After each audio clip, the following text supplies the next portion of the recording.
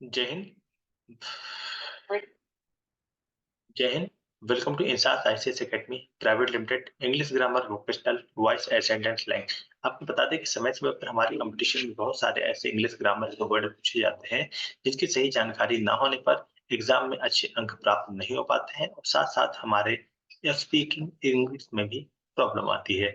तो English grammar vocational voice ascendant की तरफ से ऐसे बहुत सारे वर्ड्स बताए जाते हैं जो आपको सिंपल और आसान भाषा में सीखना होता है और उसके साथ साथ जो भी आपकी प्रॉब्लम्स है वो सॉल्व आउट यहाँ पे की जाती है। तो आज का जो वर्ड है ये विशेष रूप से इट पर आधारित है।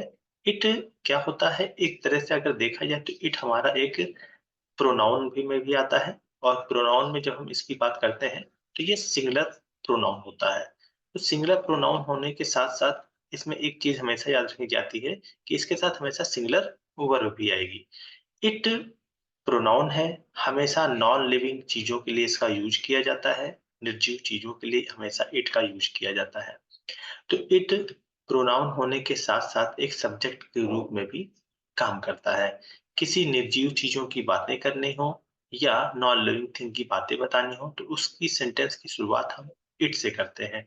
तो इट सिंगुलर प्रोनाउन में आता है और इसके साथ हमेशा सिंगुलर वर्ब लगाई जाती है, कभी भी प्लूरल वर्ब नहीं लगाई जाती है। जैसे यहाँ पे अगर हम किसी सेंटेंस की बात करते हैं तो यहाँ पे इस सेंटेंस को देखिए, जैसे इट इज़ आई।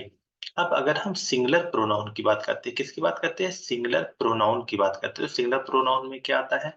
हमारा ही आता है, दूसरा वर्ड हमारा शी आता है, तीसरा हमारा इट आता है, फिर इसी में हमारा वन आता है और इसी में हमारा हू आता है। तो ये हमारे सिंगुलर प्रोनाउन हो जाते हैं। अब अगर हम प्लूरल प्रोनाउन की बात कर लेते हैं, जिनका हम स्पेशली यूज़ करते हैं, इसमें हमारा आई देखिए सिंगुलर भी है और आई प्लूरल भी है।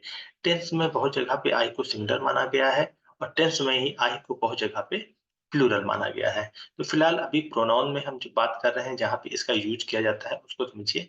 तो आई दूसरा हमारा वी हो जाता है, तीसरा हमारा यू हो जाता है, चौथा हमारा दे हो जाता है।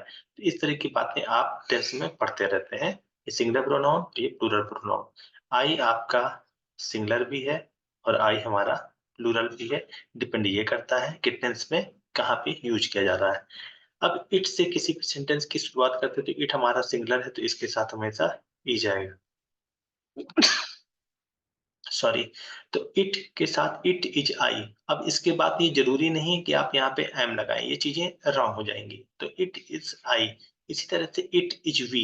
वी का मतलब ये नहीं कि आप यहाँ पे आर लगा दीजिए, ये सेंटेंस रॉन्ग हो जाएगा। तो it is V.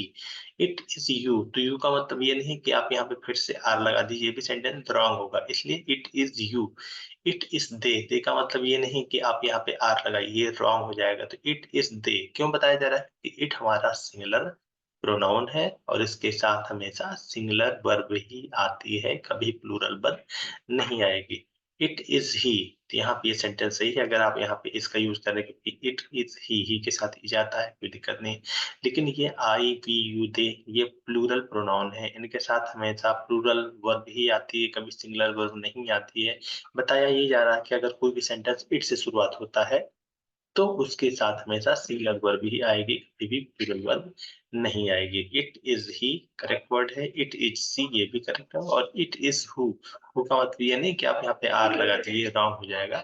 It is who. तो यहाँ पे जो सेंटेंस बताए जा रहे हैं वो ये बताए जा रहे हैं कि इट से अगर कभी भी किसी सेंटेंस की शुरुआत होती है तो इट खुद में सिंगुलर होता है और इसके साथ हमेशा सिंगुलर वर्ब ही यूज की जाती है, कभी प्लूरल वर्ब का यूज नहीं किया जाएगा। अब बात आती है आई की, तो आई का जब हम टेंस में यूज करते हैं, बहुत से ऐसे टेंस हैं जिनमें आई को सिंगुलर माना जाता है और बहुत से ऐसे सेंटेंस हैं जहाँ पे आई को प्लूरल माना जाता है। तो आई के साथ सिंगुलर वर्ब और प्लूरल वर्ब वहीं वहीं पे यूज होगी जहाँ पे टेंस के हेल्पिंग वर्ब और मेन वर्ब बताए गए हैं। तो इस चीज का ध्यान हमेशा टेंस में रखिएगा। बाकी रही बात इट की, तो इट हमारा सिंगुलर प्रोनाउन है और इसीलिए इसके साथ हमेशा सिंगुलर वर्ब यूज की जाती है। तो आज English grammar vocational voice and sentence slang में यहीं तक। मिलते हैं नेक्स्ट सेगमेंट में नए तथ्य और नए विश्लेषणों के साथ। तब तक के लिए INSAS ICS academy private limited की तरफ से जय हिंद, जय भारत।